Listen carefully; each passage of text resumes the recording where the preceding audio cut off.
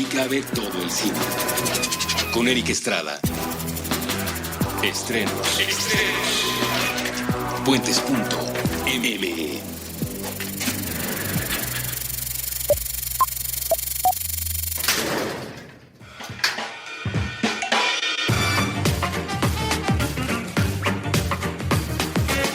Hola, ¿qué tal? Muy buenas. Yo soy Eric Estrada y estamos comenzando un episodio más aquí en Cine Garage. Como siempre, vamos a darle espacio al cine mexicano para que dejen de acusarnos de que no lo hacemos. Hay un programa, ustedes lo saben, todas las semanas dedicado al cine mexicano y hoy no es la excepción. Hoy vamos a tener aquí, bueno, tenemos ya aquí a Joaquín del Paso, director de Maquinaria Panamericana, como invitado, y pues así, sin mayor introducción, porque creo que nos va a faltar tiempo para hablar de su película. Quiero darte la bienvenida, Joaquín, y agradecerte el esfuerzo bicicletero que hiciste para poder venir a los estudios de Puentes. Bienvenido. Sí, muchas gracias, Eric, por invitarme. Escucho tu programa y es un honor estar aquí, la verdad. Muchas gracias. No, al contrario, porque siempre es padre, digo, no, es natural que unas películas gusten más y otras películas gusten menos. Y teniendo un programa diario de cine, pues a veces hablas con gente de quien te han gustado las películas, a veces más, a veces menos. Pero creo que hoy el honrado soy yo, porque a mí realmente me emociona que una película pueda quedar tan bien armada y tan bien contada, como es el caso de Maquinaria Panamericana, como es el caso de muchas otras que han venido a platicarse aquí al programa. Por supuesto que nadie se sienta echado para atrás, pero te lo digo porque Maquinaria Panamericana nos ha dado tema de conversación aquí precisamente en Cine Garage en muchísimas ocasiones, desde que la pude ver en el Festival de la Riviera Maya el año pasado, bueno, desde que ganó el Riviera Lab, que fue lo que pasó primero, luego cuando pudimos ver la película terminada el año pasado, y luego cuando fue nominada a los Arieles, pues bueno, nos ha dado tema de conversación. He hablado con distintas gentes dentro y fuera de estos micrófonos, y pues bueno, quiero agradecerte el trabajo que se ve que hay detrás de la película, que es algo que luego de lo que se pierde a veces dimensión. No se trata nada más de poner la cámara y dejar que todo pase enfrente de ella, ¿no? Estaría bueno, ¿no? Y hay incluso gente que gana premios haciendo eso, pero cuando el trabajo se siente desde la mesa hasta la postproducción, creo que la película, por lo menos en mi caso, cada quien tiene sus gustos, en mi caso emociona más, mucho más allá de la historia. Entonces, no lo digas tú, lo digo yo, el honrado soy yo por tenerte aquí en el programa, y muchas felicidades por Maquinaria Panamericana. ¿Por dónde empezamos, Joaquín? Fue un proceso bien largo. ¿Cómo llegas primero a...? Yo creo que el camino natural sería ese, si a ti no te parece mal, entrar directo a lo que ocurrió en el Riviera Maya. Desde un principio. Sí. Aún antes de eso, yo hice esta película de una manera muy independiente, digamos, que descubrí esta locación, que para los que no la han visto es la única locación de la película, sí, enfrente del aeropuerto, y me enteré de que iban a demolerla. Era una empresa que vendía y rentaba máquinas para construcción y que vivía en una burbuja de tiempo, vivía congelada en el tiempo, y me impresionó mucho ver que en pleno siglo XXI todavía existan esos lugares, que además me gustan mucho por su estética, por muchos motivos, por lo que significa. Y entonces yo levanté esta película a contrarreloj. Teníamos 5 meses antes de que demolieran ese lugar para construir un centro comercial. Para variar. Ajá. Lo cual le empieza a dar también significado a la película, ¿no? Totalmente. De hecho, yo filmamos la película con muy poco presupuesto, con la ayuda de muchísimas personas que pues, ni me conocían, ni yo los conocía, y simplemente se aventaron. Como hay mucha gente en México que apoya el cine de esa manera. Claro. Y yo terminé ese rodaje pues destruido, en bancarrota, devastado básicamente. Pero tenía en mi poder, 5 horas de material bastante valioso, que cuando lo empezamos a mostrar, la gente empezó a crear mucho interés por la manera en la que se ve, por el tratamiento visual. Entonces, la película sola, o sea, después de que la capturamos, digamos, la película sola empezó a generar mucho magnetismo, ¿no? Entonces, pasamos por muchos foros, tuvimos que ir a hablar con muchísimas personas para ir levantando la película y poder terminarla. Y uno de esos fue el Riviera Lab. Ahí mostramos... De hecho, el Riviera Lab fue el parteaguas de la película porque veníamos de Toulouse, del Cinema en Construcción, nos fue la patada. Viajamos, no sé, miles de kilómetros para llegar y que nadie nos preguntara nada. Y ahí es cuando fue el primer contacto con el público y me di cuenta de que la película tenía que... Pues no sé, algo mágico tenía que pasar porque no es fácil que la película sobresalga en este mar de producciones. Y en Riviera Lab como que había un ambiente muy relajado, todos iban a la proyección de traje de baño o de shorts sin zapatos. Y creo que eso ayudó para quitarle esa solemnidad al cine y a lo que representa. Y mi película, que yo la considero una película... divertida en la manera de pensar, como de pensamiento, más que el tema sea haya elementos de comedia y eso. Yo sí creo que hay cierta libertad en hacer esta película y ahí creo que la gente lo notó y justo en el momento de la premiación se me acercó James Latimer, que es programador del cine de Berlín, y me dijo, oye, pues queremos tu película en Berlín, ¿sí o no? Básicamente, y dije, pues claro, sí. Gracias. Entonces, eso ya fue, digamos, el momento donde empezó a crecer esta bola de nieve, donde nos empezaron a ayudar aún más, obtuvimos el apoyo del IMCINE. O sea, ya después de eso sí, las cosas fueron para arriba, pero hubo muchos meses y de hecho más de un año de resistencia para poder sacar esta película. ¿Sí? Cuando la presentaste en Toulouse y luego en el Riviera Lab, ¿en qué proceso estaba el guión? Porque me dices, me entero de que van a demoler esta burbuja de tiempo, además enfrente del aeropuerto, ¿no? Que es donde supuestamente está un poco el futuro de muchas ciudades, en los aeropuertos. Te enteras que lo van a demoler y comienzas a filmar y a registrar. ¿En qué proceso estaba el guión o cómo fue trabajándose ese guión para que esos 5 meses no te alcanzaran?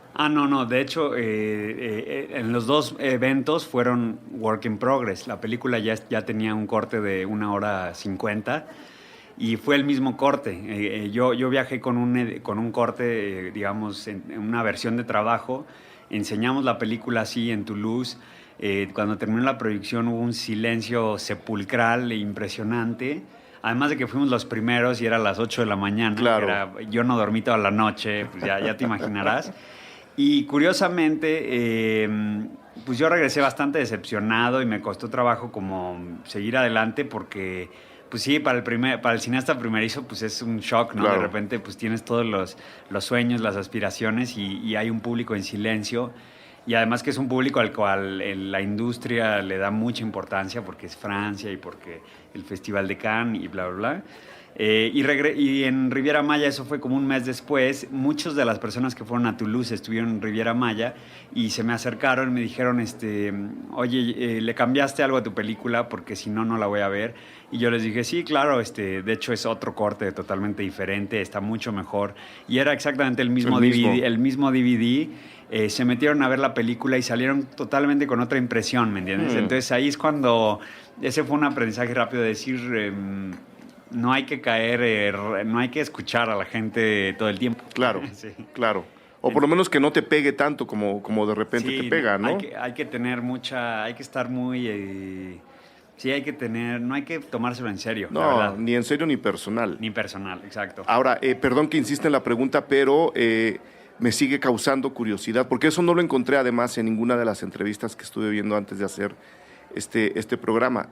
El guión ya estaba cuando te enteras que van a demoler esta fábrica, o es que no es una fábrica, es una serie de oficinas, almacenes, donde hay maquinaria pesada. ¿Ya estaba el guión? ¿Te apuraste a escribirlo? ¿Se fue escribiendo durante el rodaje? No había nada, no había absolutamente nada. Yo hablé con los directivos de esa empresa, les dije, mira, yo viví muchos años en Polonia, estudié allá en la Escuela de Cine de Lodz, regresé y literal el día que regresé vi esta locación, me atrajo mucho. Al día siguiente ya estaba allá adentro, ya me enteré de la situación que tenían, de que iban a demolerlo. Y yo traía un guión que había escrito durante varios años y que lo había, como le dicen, tallereado, y había ido a unas pláticas, unos foros, y venía como decidido a hacer ese guión. Y me encontré con esta historia que me movió mucho más y decidí, no sé, dar un giro de 180 grados. Y me dieron permiso para filmar y de ahí empezó a correr el reloj. Le hablé a mi querida amiga Lucy Pavlak, que vivía en Inglaterra en ese entonces, es inglesa, pero nos conocimos en Polonia, y ella vino a México, empezamos a escribir el guión, a los 2 meses ya estábamos filmando la primera toma. Entonces fue un proceso realmente muy rápido, muy intuitivo, ¿no? Entonces por eso le tengo un cariño a esta película, porque fue la primera vez donde no tuve tiempo para pensármela. Pues para nada, ¿no? Era como, ahora tengo que echar toda la carne al asador, digamos, y lo que salga es lo que va a salir, y no pasé por ese momento que muchos colegas míos que están en ese proceso de hacer una primera película, que se la piensan demasiado y escuchan demasiado a los demás y eso, ¿no? Entonces, sí, en ese sentido, pues estoy orgulloso de que haya sido así, porque siento que la película es mía totalmente. O sea, no tiene sus fallas que yo las conozco, detalles que nadie sabrá, pero es mía, ¿no? Y bueno, ya habiendo rodado, ya teniendo, digamos, este corte de 1:50, en donde la gente de Toulouse nomás nos puso las pilas y luego se las pusieron en la Riviera Maya, ¿tú ya sabías a dónde podía llegar la película? ¿Ya sabías qué era lo que le estaba faltando y qué era lo que realmente querías que quedara en el corte final? Sí, la verdad es que... O sea, ¿sí fue todo intuición? Sí, bueno, fue mucha intuición, sí, muchísima intuición. Hubo un par de cosas como muy importantes. Y le mostré la película a Matt Escalante, que yo lo admiro mucho por el cine que hace y la fuerza que tienen las imágenes que construye. Y pues pensé que no tenía nada que ver con él, ¿no? Y de hecho le encantó la película, y él me ayudó mucho en todo el proceso. Él vio, creo, no sé, 4 o 5 cortes, ha visto la película terminada varias veces, porque él también empezó de esa manera, haciendo una película totalmente independiente, y él comprendió muy bien el sentido del humor y el sentido de, no sé, de lo que yo quería hacer. Entonces me ayudó mucho él. Y obviamente pues sí, pasamos por el típico de traer gente a la casa y mostrar la película y ir calando donde la gente se empezaba a volver tedioso, lo que no quedaba, lo típico, ¿no? Sí, pero como tampoco un focus group ligero, ¿no? Un ligero focus group. Y la verdad es que una vez que se mostró en el Riviera Lab y que la película ya estaba invitada a Berlín, aunque no podíamos decirle a nadie, pues teníamos 7 meses para acabarla, pero teníamos que acabarla, ¿no? Entonces ya no había tanto tiempo para dudarla, ¿no? Que también eso fue bueno, ¿no? Porque si no tienes muy claro dónde lo vas a estrenar y no tienes muy claro qué le va a pasar a la película, entonces puedes caer también en el riesgo de editarla perpetuamente. Claro. Hubo un momento donde tuve que cerrar el guión y empezar a filmar y cerrar la edición y cerrar el sonido, aunque pues en ese momento me gustaría quedarme por siempre ahí, ¿no? Sí, no, pero el tiempo te estaba comiendo, literalmente no tenías un deadline, tenías como 5. Sí, exactamente. ¿No? Y todos venían uno detrás del otro. Exactamente, y nada de dinero. Y nada de dinero, además. Nada de dinero, hasta que ya al final cayó dinero del IMCINE y pudimos cerrarla de la manera en la que a mí me gustaba, ¿no? O sea, la película fue filmada en 35 milímetros. Exacto. Entonces pudimos escanear en 4K, que era como no estaba claro si se iba a poder, y pudimos mezclar en THX varias semanas, porque el guión ya traía muchísimos elementos de sonido, y la historia se cuenta a través yo la considero pues que es muy cinematográfica, o sea, no es una... No sé, la imagen es vital para el total de esta película, Claro, ¿no? Yo creo. claro. Habiendo dicho todo esto, ¿qué tanto le quieres contar a la gente de la historia de Maquinaria Panamericana? Yo no suelo dar la sinopsis desde acá, Sí. porque luego uno acaba diciendo más de lo que ustedes mismos quisieran que se dijera. Entonces, siempre aviento el balón para el otro lado y digo, a ver, ¿qué tanto quieres contarle a la gente de la historia de la que despega Maquinaria Panamericana? Porque como en todas las películas decentes y como en todas las, digamos, la obra que vale la pena en la historia de la humanidad, la historia o la base, la sinopsis en este caso, es simplemente la pista de despegue. La experiencia de ver la película es lo que realmente vale la pena y en donde, por supuesto, están todos los subtextos, donde están todas las interpretaciones. ¿Qué tanto debe saber la gente antes de entrar a ver Maquinaria Panamericana? Es pues lo básico. Estoy de acuerdo contigo que la película y la historia de lo que sucede es lo mínimo y lo demás es totalmente eso, ¿no? La experiencia de vivir, de sentirse ahí y metidos en este mundo y las sensaciones que eso te da, mucho más allá de la historia. Pero sí hay una historia. La película trata sobre un grupo de empleados de una fábrica, digamos, de maquinaria para construcción, que un viernes por la mañana descubren al jefe de la compañía muerto, se enteran que la empresa está en quiebra y que todos se tienen que ir a la calle sin ningún tipo de compensación, y deciden, motivados por un contador ahí muy polémico, deciden encerrarse adentro de la compañía para salvar su empleo. Uh-huh. Entonces, lo que van a ver en la película es lo que sucede, lo que les conté, y lo que sucede después de ese encierro, que eso sí prefiero no contarlo, claro, porque ese es parte de la magia de la película, de lo que puede pasar cuando llevamos una situación al límite y cuando hacemos acciones drásticas que no están muy bien pensadas, ¿no? Sí. Habiendo dicho eso, teniendo esa pequeña sinopsis, a mí la película me lleva, y lo platiqué con Leonardo García Tsao, lo platiqué con Arturo Aguilar, me lleva directamente, quizá porque incluso el nombre me suena, aunque hay más películas con las que la pudiera yo referenciar. Estaba yo pensando todo el tiempo en Mecánica Nacional, de Luis Alcoriza, y te voy a decir por qué. Más allá de la época, ¿no? Que, pues bueno, Mecánica Nacional si alguien ve Mecánica Nacional, que no es nada difícil, ¿no? Porque número uno la venden en DVD y número dos seguro está en YouTube. Está en Netflix. Está en Netflix, fíjate, pues véanla en Netflix. Es un viaje al México de los 70, que es un México igual de decadente que el de ahora, pero que escondía esa decadencia un poco en su propia época, ¿no? En ese mini esplendor que todavía tenía México en esos años. Pero Luis Alcoriza tiene la gran cualidad de hacer una disección social de ese México y a través de eso una crítica a la sociedad de esa época, que sigue siendo la nuestra, ¿no?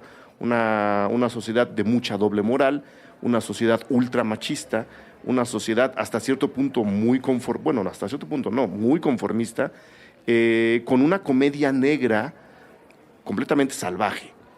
Y yo creo, ahora me dirás si estoy exagerando o no, yo creo que intencionalmente o no, Maquinaria Panamericana tiene un poco de ese humor, ¿no? Hay un humor muy molesto en el buen sentido. Sí. No, es ácido, ¿no? Sí, es ácido, exactamente. Es como, no puede ser que yo me esté sonriendo de algo que sé que no está bien, pero que sé que es real. Y sé que es real y por eso me estoy sonriendo. Es una cosa muy compleja. Número uno. Y número dos, tiene también mucha crítica social. Y luego pasaremos a la crítica política, pero sí hay una lupa encima de lo que queda de la clase media mexicana. No sé si a la hora de estar escribiendo el guión ya lo vieron o eso fue dándose de una manera como ocurrió con buena parte de la película, de manera intuitiva. Sí, yo pues obviamente en la escuela de cine ya antes había visto Mecánica Nacional, había visto El Ángel Exterminador. Exactamente. Y sí, son de esas películas que en su momento fueron como, muy bien, y nunca pensé que tuvieran relevancia en mi vida. y es lo bonito del cine, que regresan las películas para decirte otras cosas. Entonces, cuando yo estábamos escribiendo el guión, no nos dimos cuenta de esto hasta que alguien dijo, pues es como El Ángel Exterminador. Entonces, obviamente regresé a ver El Ángel Exterminador. Y curiosamente El Ángel Exterminador lo escribe Luis Alcoriza con Luis Buñuel, y Luis Alcoriza también escribió Mecánica Nacional. Y eso para mí fue más que una inspiración, una gran motivación, porque a mí me entusiasma mucho el cine de esa época y mira los aviones. Ahí vienen ya a vigilarnos. Sí. Me encanta el cine de esa época porque tenía un espíritu colectivo, un espíritu social. No era un cine, no diría que fuera revolucionario porque quería hacer un cambio, sino que sí era muy crítico, muy analítico. Después de Luis Buñuel hubo gente que siguió como metiendo el dedo en la llaga y de muchas maneras diferentes. Y Mecánica Nacional se me hace una película fantástica. Es una lástima que se vea tan mal hoy en día, que no esté restaurada y que, ¿sabes? Porque la copia que hay es de verdad para llorar. Pero se me hace una película que habla sobre, como tú dices, de un México que está desapareciendo, o si no es que ya desapareció del todo. Y también, no sé, trae ese espíritu nostálgico hasta en su momento, ¿no? Yo creo que probablemente Luis Alcoriza también pensaba que el mundo anterior era mejor, ¿no? No sé si yo lo pienso hoy en día, pero sí soy nostálgico en ese sentido. Si voy al mercado de Oaxaca, me pongo a pensar cómo hubiera sido, no sé, en 1930, ir a la ciudad de Oaxaca, ir a los mercados, como ese México que se desvaneció básicamente, ¿no? Y que en vez de eso llegaron pues las lonas vinílicas de plástico y esta modernidad que nunca no se ha cumplido del todo, ¿no? Sí.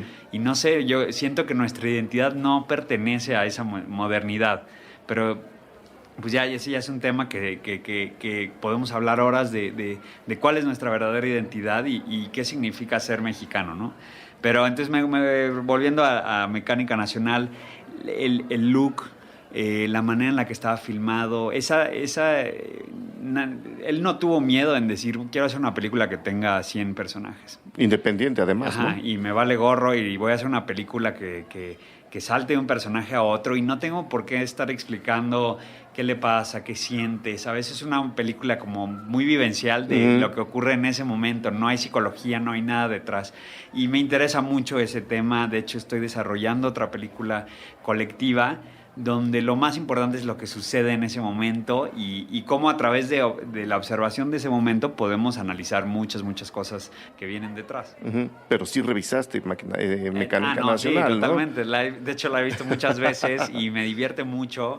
El final es fantástico de esa película, cuando muere Sara García y le hacen este altar bizarro, ¿sabes? Va completamente con mi sentido del humor, con el sentido del humor de Lucy, y espero que Maquinaria ayude a que vuelva, también que volvamos a ver nuestras raíces cinematográficas, ¿no? O sea, las buenas y las malas. Las buenas y las malas, exactamente. Porque creo que Mecánica Nacional es vista normalmente como una película. Como una mala. Como una película muy mala. Pero no sé, me gusta cuando abro Netflix, la verdad es que busco en películas mexicanas y nada me atrae hasta que me voy hasta abajo y está Mecánica Nacional, claro. Tacos al Carbón, La Secretaria y esas películas que en su momento fueron muy decadentes y hoy en día las vemos de otra manera porque es una ventana a un mundo del pasado, ¿no? Claro, te acabas asomando a muchas cosas, incluso que quedaron en la película sin que ellos mismos se estuvieran dando cuenta, ¿no? Sí. Y lo mismo que Rossellini hizo con sus películas de la guerra. Exactamente. O sea, las películas que me encanta ver que las películas capturen un periodo y que capturen y que te des cuenta del paso del tiempo al verlas. Eso me fascina, me obsesiona. Y ahora que hablabas del ser mexicano, y voy a retomar parte de la pregunta anterior, sí había esa, no necesidad, pero esa inquietud de meterse al ser mexicano a través de la película y de hacer una vivisección de cómo somos, de cómo pensamos, de cómo sentimos y de cómo nos comportamos? Sí, mira, no te voy a mentir, empezó todo por un poco el aspecto más kitsch del oficinismo, que siempre me ha traído, las ranitas. Antes se decoraban, los monitores ya son muy delgados, pero antes se decoraban como con muñequitos arriba. Como si fueran vitrinas. Ajá, como una vitrina al internet o al mundo de ahí interior. Entonces todo empezó por la observación de este lugar, ¿no? Y del paso del tiempo. O sea, observamos todos los detalles, hicimos, digamos, como unos scouts, unas búsquedas casi que antropológicas, como si estuviéramos viendo una civilización que desapareció de un momento a otro, y solo los detalles nos hablan de quiénes eran. Entonces encontramos cosas fantásticas. Por ejemplo, en uno de los había unos lockers para empleados, y uno de los lockers, pues observando y caminando y pasando tiempo, decía, te voy a extrañar, ¿no? Como rayado en la pintura del locker. Y después nos enteramos de que uno de los trabajadores había muerto aplastado por una máquina, y que al día siguiente alguien, quién sabe quién, había dejado había rayado eso en su locker. Te voy a extrañar. Y 30 años después nosotros lo estamos viendo, y agarra una fuerza impresionante del significado de ser un obrero, de morir en lugar de trabajo, y de que esa marca no haya desaparecido y no haya llegado un supervisor a decir, a ver, borren esta madre con pintura gris y ya, ¿no? O sea, ¿me entiendes? De que el paso del tiempo, esa empresa permitía que el ser humano ahí se enraizara, y en las marcas de las sillas donde se veía el trasero de las personas que ya llevaban 30 años sentadas ahí, ¿me entiendes? O sea, la parte material fue la primera que me atrajo, y esa es la parte, digamos, del inicio de la película, claro, que es como la parte de esta curiosidad mexicana, de esta estética, de este humor que se maneja en las oficinas, y que hoy en día pues le llamamos el godinismo, ¿no?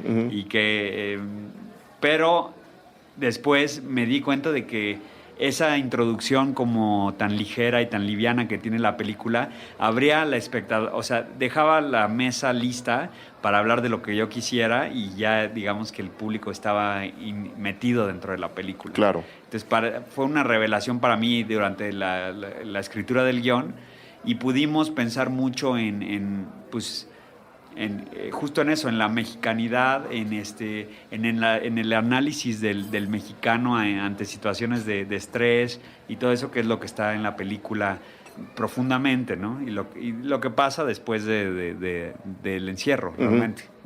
Déjame hacer la pausa de este episodio y venimos para seguir hablando de tu película Maquinaria Panamericana, que estrena...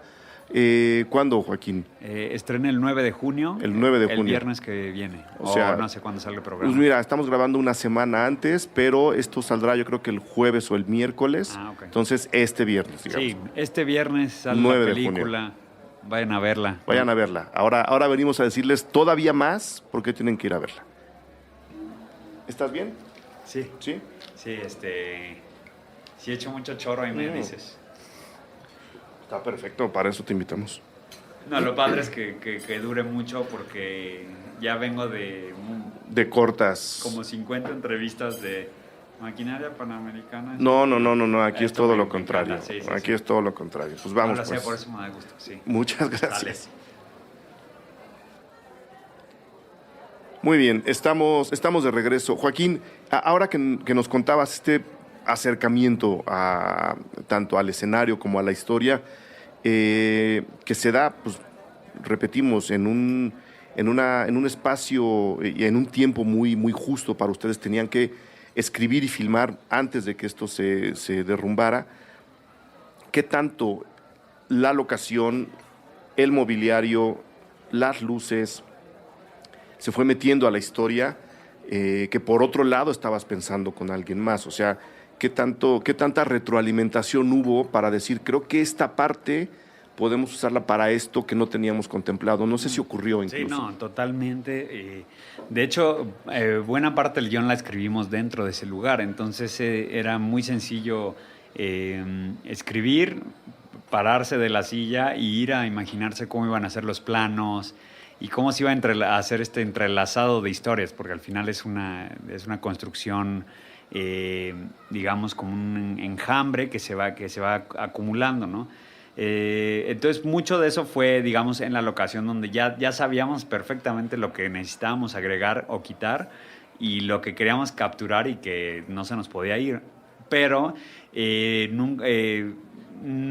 algo que no hemos mencionado es que gran parte del cast son actores no profesionales, trabajaban dentro de esa empresa y al principio, pues, tuvimos una relación muy como de, pues, digamos, muy tiesa, porque ellos yo les hice casting, medio que se soltaron para el casting, después les dije que iban a salir en la película, nunca se imaginaron de que iban a llegar 20 personas a filmarlos, a vestirlos, a moverles, a ponerles una cámara gigantesca enfrente de ellos, a veces a 10 centímetros de distancia, o sea, entonces los primeros días fueron muy difíciles porque no lograba yo sacar la verdadera personalidad, sino el clásico no actor de palo del cine mexicano y yo no quería eso, yo quería que realmente saliera algo más y fuimos agarrando confianza y los actores se fueron soltando y fueron metiéndose y agregando detalles ellos también muchos a la decoración, a la vestimenta, a todo, o sea, no sé, yo estoy siempre muy abierto a lo que suceda enfrente de la cámara. O sea, el guión lo escribimos meticulosamente para que en el momento de que ya estemos ahí podamos olvidarlo. Porque si llega sin guión, pues ahí, bueno, hay quien lo hace, yo no puedo.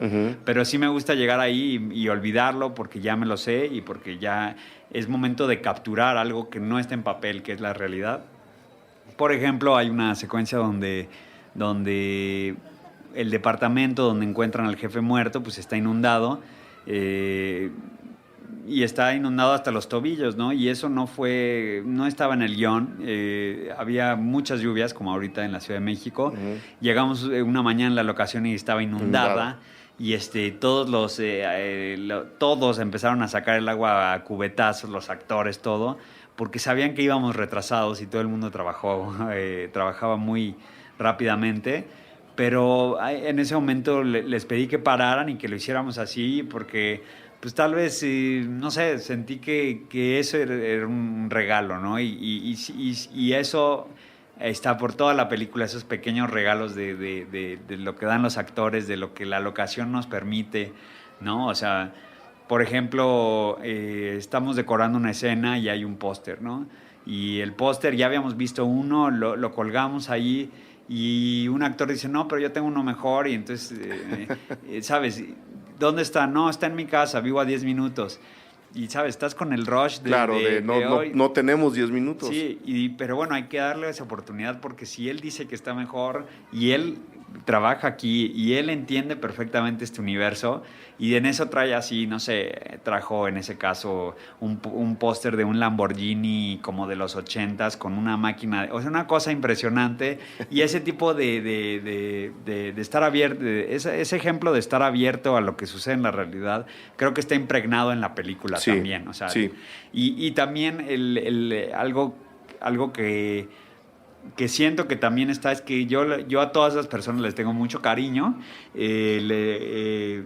los quiero mucho como personas, son amigos míos, nos volvimos amigos después del rodaje con el 99%, a excepción de un 1% ahí desafortunado, pero como siempre, pero ¿me entiendes? Esa camaradería entre los actores, los no actores y yo creo que también se abrió a que las actuaciones sean relajadas, o sea, como que haya cierta libertad ahí. Claro.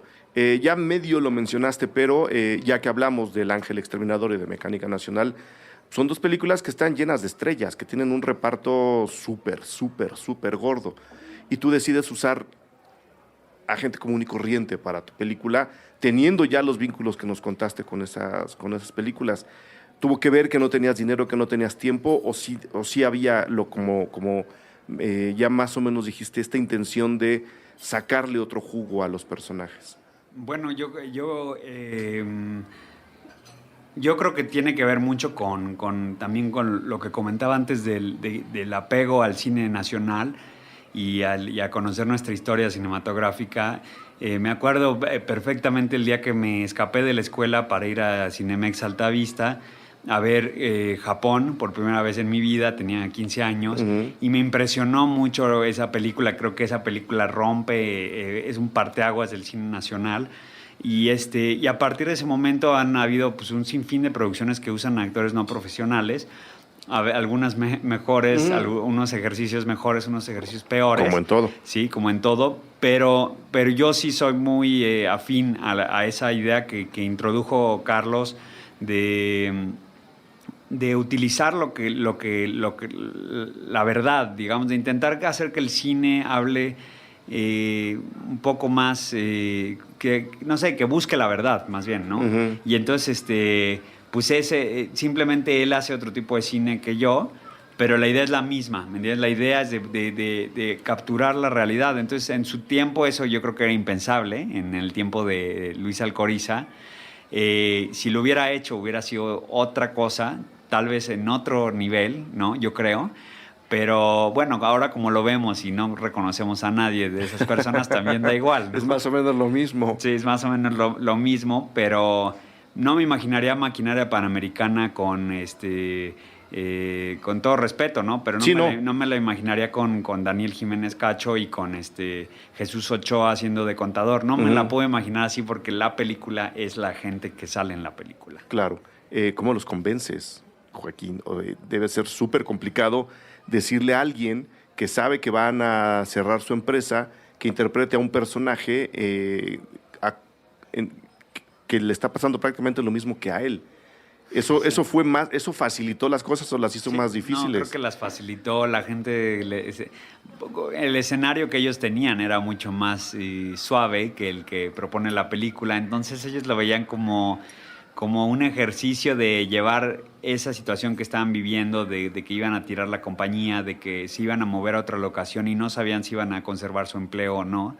Y los números de la compañía no iban nada bien. Todo eso, yo creo que ellos lo trasladaron como un nivel de catarsis, de decir, bueno, vamos a hacer el ejercicio de qué es lo que podría pasar. El sociodrama. Ajá, exacto. ¿No? ¿Qué podría pasar en el peor de los casos, ¿no? Y siempre es positivo pensar el peor de los casos, porque entonces todo lo que viene es más agradable. Entonces ellos estaban muy, muy contentos, como te digo, al principio nerviosos, sobre todo que yo usé actores no profesionales y los mezclé con actores profesionales como Javier Zaragoza, Irene Ramírez, que está nominada ahora al Ariel. Y entonces cuando llegaron los actores, primero, o sea, ese sí fue me acuerdo perfecto ese día que hubo un choque como de oye, ¿y estos cuates qué hacen aquí? Y lo mismo los actores de, oye, ¿qué, tú crees que alguien que no estudió para cirujano te puede operar el corazón? Ya sabes, haciendo sus analogías, pero pues tuve que ser muy diplomático y poco a poco los dos se dieron cuenta de que sin uno no existe el otro, claro, por lo menos en este universo. Y lo agarraron bien, al grado de que uno de los últimos días de filmación, que fue el día que filmamos, hay una secuencia de una un poco post-apocalíptica de una borrachera de una borrachera que se va fuera de control. Gran parte de esa secuencia fue improvisada, ¿me entiendes? O sea, yo la tenía planeada, pero sentí que era muy rígida. Entonces, hablando con todos, a ver, ¿ahora qué vamos a hacer? ¿Y ahora tú qué harías? ¿Sabes? Todo el mundo empezó como a meter de su cuchara y agregar como su fantasía. Entonces, los actores... yo les llegué por el mundo, la línea de vamos a crear un mundo fantástico que no es tu realidad, es paralelo a tu realidad, y eso como que todo el mundo lo agarró, ¿no? Y sin embargo, y es aquí donde te decía yo al principio del programa, uno admira el trabajo para hacer una secuencia improvisada. Es una secuencia además fundamental para la película, ¿no? En la historia y en la experiencia de la película. Para hacer una secuencia que tenías en una estructura rígida y que luego dejaste ir, porque luego la gente malinterpreta la palabra improvisación, te lo voy a poner así. Para haber dejado ir esta secuencia, está retratada con una gramática cinematográfica muy precisa, que además pues está presente en toda la película. Me gusta mucho el manejo de encuadres, me gusta mucho cómo van dialogando un encuadre con el otro, ¿no? Cómo te van metiendo con el personaje, se acentúa cuando hay que acentuar, te acercas cuando hay que acercarse y te alejas también, dejas respirar cuando es necesario ese aire. ¿Cómo controlas eso en una situación contrarreloj con una secuencia, hablando en esta en particular, de la cual no tienes el control en absoluto? Sí, bueno, todo recae en el lenguaje cinematográfico y yo sí soy pues muy clavado en que las películas tienen que hablar su lenguaje, y ese lenguaje tiene que ser el de las imágenes, el sonido y el montaje. Entonces, para mí el montaje, el cómo una toma va antes de otra, en qué momento corta, se me hace muy, muy importante, porque esa es la película para mí. La película no es la historia, sino es cómo un encuadre, como tú dices, abierto, dialoga con el cerrado, en qué momento entra, y cómo el sonido te puede llevar te puede ir transportando en ese discurso, ¿no? Ya hablando de lenguaje, pues es en el momento de que el director ya conoce el lenguaje de su película perfectamente, es como si tuvieras que es todo un proceso y toma muchas semanas, y a veces a las primeras semanas todavía no conoces lo ves. el mismo lenguaje, el lenguaje de tu propia película, aunque lo hayas planeado muy bien. Pero ya para las últimas estás hablando, es como si tuvieras que aprender chino y en tu examen te pidieran que improvisaras algunas frases. Pues ya las sabes, ya simplemente ya se vuelve un proceso natural donde ya estás hablando en ese lenguaje. Entonces, el lenguaje de maquinaria, que efectivamente es muy particular, y la cámara tiene un gran papel viendo a través de ventanas, a través de pasillos, moviéndose, revelando cosas, mostrándonos un pedazo de realidad y luego escondiendo otro. Ese era el lenguaje de la película. Entonces, a la hora de ya empezar a improvisar, y ese es un tip que me dio Amat Escalante, me dijo: intenta improvisar diario, aunque sea una cosa, ¿no? Uh-huh.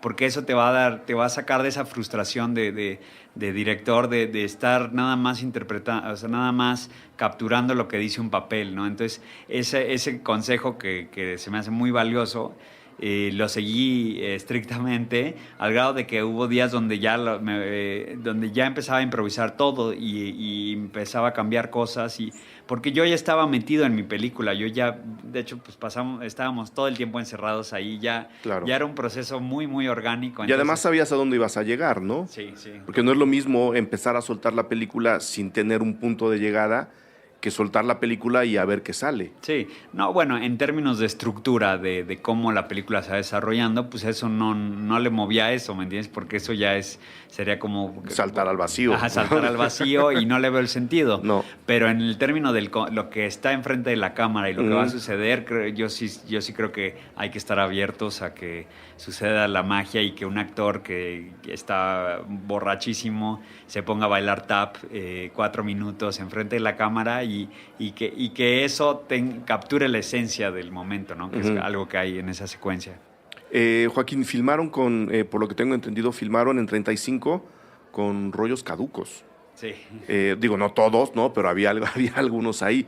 Trabajando contrarreloj, eso es un riesgo muy grande. No, todos caducos.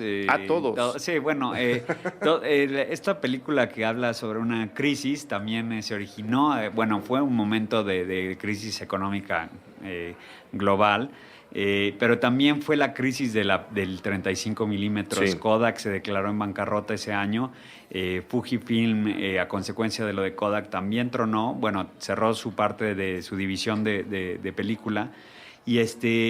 Y yo en mis estudios de Polonia, pues hice todos mis cortos, los hice en 35, por la naturaleza de la escuela, que es muy clásica y muy enfocada en que se trabaje desde el principio en el formato profesional. Entonces, pues yo siempre quise hacer mi película en 35, nunca me dio miedo hacerla, pero pues obviamente no había manera de levantarlo rápidamente. Pero tuve un contacto muy afortunado. Le escribí a mi vendedora a la vendedora de Fuji en Polonia. Le dije, voy a hacer una película, de casualidad tienes algo de stock que quieras regalar. Me respondió al instante, me dijo, justo nos acaban de decir que la empresa va a cerrar. Te contacto con esta gente de Suiza, Austria, no sé qué, que sé que tienen mucha película.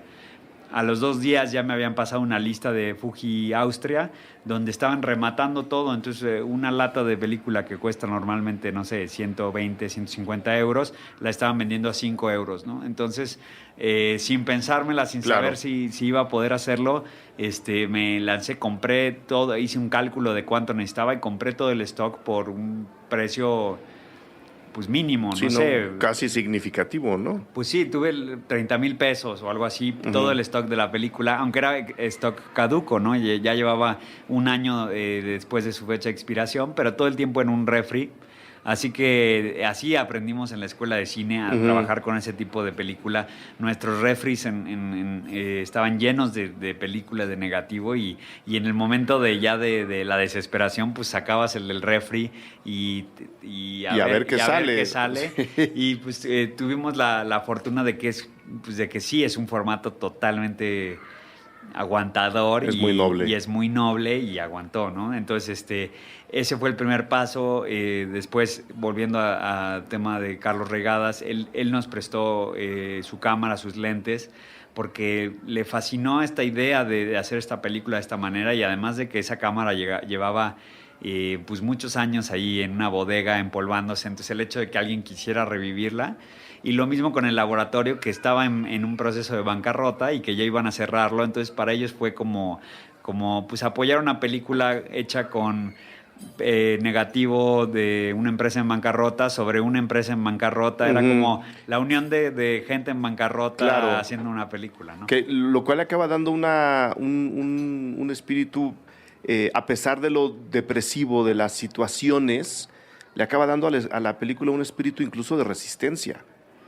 No sé si lo hayas visto así, yo lo vi así, es como, sí, hay mucho de surrealismo en la decisión de quedarse encerrados en la empresa para, entre comillas, conservar tu trabajo, pero también hay mucho de resistencia, decir, señores, creo que el hecho de que la empresa cierre no es enteramente culpa de los trabajadores. Hay muchas cosas allá afuera que se pudieron hacer para que no esta empresa, sino muchas empresas, incluso familiares, pudieran seguir funcionando en un sistema que claramente nos está devorando, empezando por la cabeza. No sé si tú viste esa idea, ese espíritu de resistencia, especialmente al final, al tener la película terminada. Sí, no, al final alguien, la primera vez que la mostré en Toulouse, de lo que hablábamos, me fui, nadie dijo nada, me fui al baño casi que a esconderme. Y se me acercó un tipo y me dice, ¿me estás diciendo que el capitalismo no tiene futuro? Es una película anarquista. Me estás diciendo de que la sociedad no puede avanzar.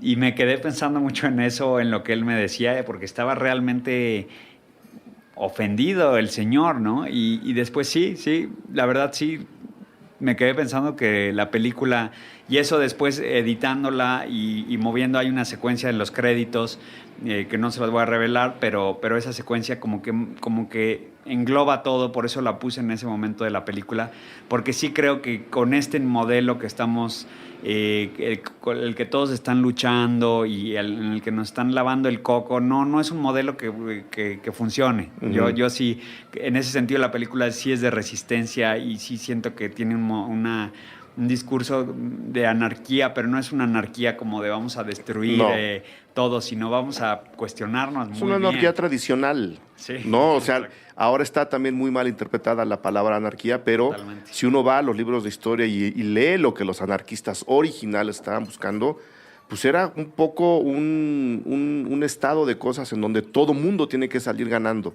porque si uno pierde, perdemos todos. Exactamente. Y creo que la película no lo dice así porque la historia está en otro lado, pero sí te deja ese mensaje y esa idea.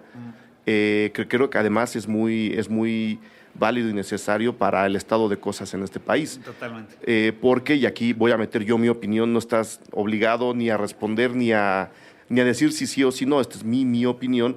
De alguna forma vaticinaste la declaración de matamos a la gallina de los huevos de oro. Le pasa al dueño de la empresa, ¿no? Él está dando dinero de donde no tenía que darlo, en un acto no sabemos si de bondad o de suicidio profesional, ¿no? Eso la película no lo revela, y está bien, pero repensándola ahora, ¿no? Después de que los encargados de que la gallina se haya muerto vienen y dicen la matamos, número uno, a mí se me hace un acto de cinismo brutal, y número dos, es como, claro, pero es que ya sabíamos que la iban a matar. ¿Con qué cara vienen a decirnos todo esto? Entonces, estamos encerrados todos en esta gran fábrica que es México, que no sabemos qué va a pasar con ella. Yo veo ahora esa reinterpretación de la película, y de nuevo te lo quiero agradecer. Sí, gracias, ¿no? Y en esa ilusión de progreso y de cambio, sí, que ya es un poco ridícula. O sea, ya el hablar del progreso ya... No, yo no le veo el sentido cuando deberíamos estar hablando de reparar el daño hecho. O sea, primero hablemos de cómo vamos a reparar todo lo que se ha hecho y luego ya vamos a ver si progresamos o no. O no. ¿Sabes? El progreso es lo que menos importa en este momento, ¿no? Y la película sí lo plantea como en ese sentido de que la gente empieza a destruir la tecnología, empieza como a aislarse, justo, no sé, como en una especie para construir su propia tribu, y que hay personas que terminan la película y me dicen, es que qué tristeza, se quedaron adentro, y yo siempre los cuestiono y les digo, pues, ¿será más triste quedarse adentro o afuera? Tal vez ellos adentro pues, se van a divertir, ¿no? Uh-huh. Y van a construir su micro sociedad, que tal vez así funciona por fin cuando eliminan al mentiroso, cuando eliminan al corrupto. Exactamente. Cuando ya no están en un sistema paternalista que nada más los solapa, y cuando ya tienen que realmente meter las manos si quieren que algo cambie, ¿no? Claro. Que es algo que sí es totalmente se refleja en México, ¿no? O sea, si queremos que algo cambie, pues no podemos nada más... no sé, esperar a que alguien lo haga, ¿no? Sentarte a que lo haga el contador, no. O sea, no, tienes que hacerlo tú. Sí, el tejido social de este país se ha ido deteriorando muy, o sea, muy gravemente. Muy gravemente, y creo que deberíamos de hablar de cómo vamos a repararlo, cómo vamos a construir otra sociedad paralela, o más bien diferente a la que tenemos, y no nada más meterle parches y cambiar al líder, y ¿sabes? Claro, para que siga caminando como creemos que está caminando. Sí, exacto. Y para que haya lugares donde el progreso es evidente, y lugares donde el progreso pues nunca llegó, ¿no? Sí. Como en la película. Como en la película. ¿Algo más que quieras agregar, Joaquín, sobre tu película?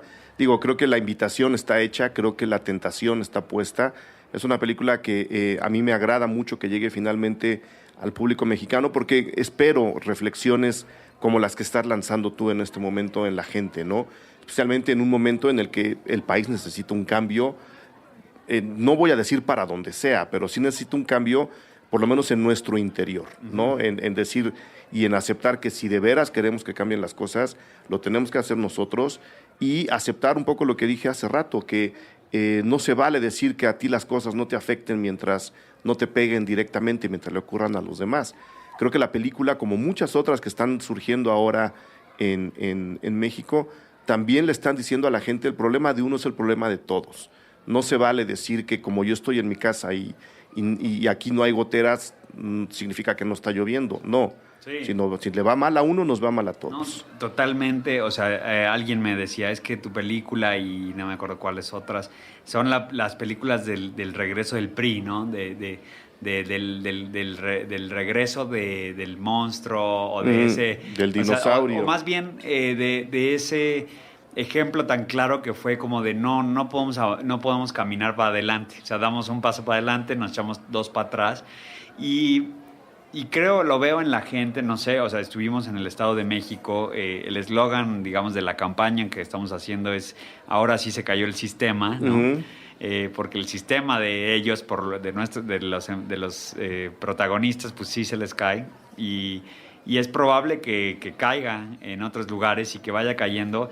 Y lo que siento es que cuando ya no hay esa culpa de, es que ¿para qué votaste por él si no ganó? ¿Y para qué hiciste eso? Sino que más bien la gente ya está, creo que se está abriendo la mentalidad de decir, bueno, ya no hay que echarnos la culpa de quién votó por quién, sino vamos a realmente unirnos. Espero que sí suceda, ¿no?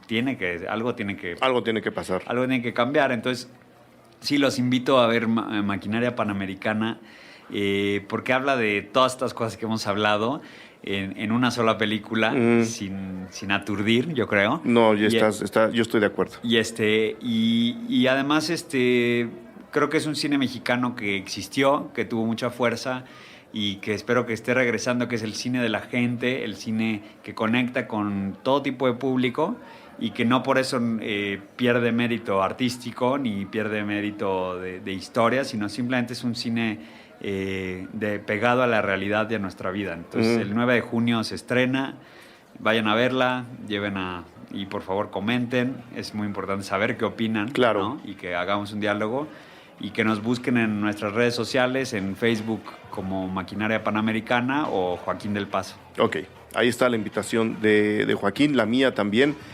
Vayan a ver Maquinaria Panamericana. Joaquín, mil gracias por haber venido a platicar de tu película. Gracias por invitarme. No, al contrario, cuando tengas algo que decir, aquí están los micrófonos abiertos. Claro, sí, espero en un par de años tener una nueva entrega. O antes. Estoy ahorita con Lucy Pavlak. De hecho, Lucy, mi co-guionista, se vino a hacer Maquinaria, se quedó a vivir en México, ya lleva más de 3 años, desde que escribimos el guión, y ahora estamos haciendo una nueva entrega y espero pronto poder compartirla. Pues bien, aquí están los micros. Gracias. Hasta luego.